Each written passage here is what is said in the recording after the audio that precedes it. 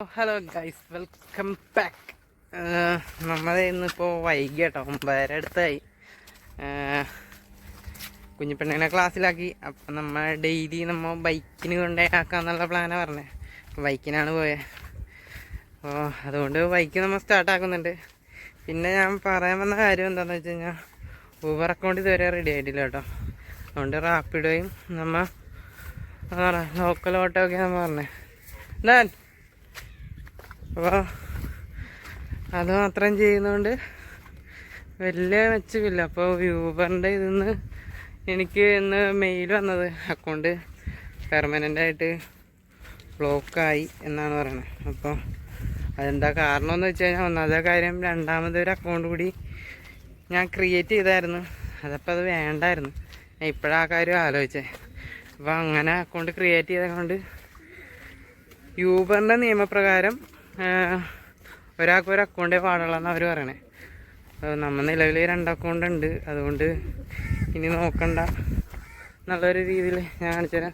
ഇതിങ്ങനെ ഒരു ഇതാണ് ഉണ്ടാവാറിട്ടാണ്, പെർമനൻ്റായിട്ട് അക്കൗണ്ട് ബ്ലോക്കായി എന്നുള്ളൊരു ഇതാണ് പറയണേ. പിന്നെ ഇപ്പോൾ ഒരു ചാൻസ് എന്ന് പറയണത്, നമുക്ക് ട്വിറ്റർ വഴി നമുക്ക് ഒരു പോസ്റ്റ് ചെയ്യാം. അപ്പം അതിന് അടുത്തൊരു ഓപ്ഷനുള്ളൂ. പിന്നെ എന്ന് പറഞ്ഞാൽ രണ്ടാമത് എടുത്തേക്കണ അക്കൗണ്ട് നമുക്ക് ഡിലീറ്റും ചെയ്ത് നോക്കാം. അപ്പോൾ അങ്ങനെയാണെങ്കിൽ നമ്മുടെ ആദ്യത്തെ അക്കൗണ്ട് റെഡി ആയി കഴിഞ്ഞാൽ ഇത്രയും നല്ലതല്ലേ.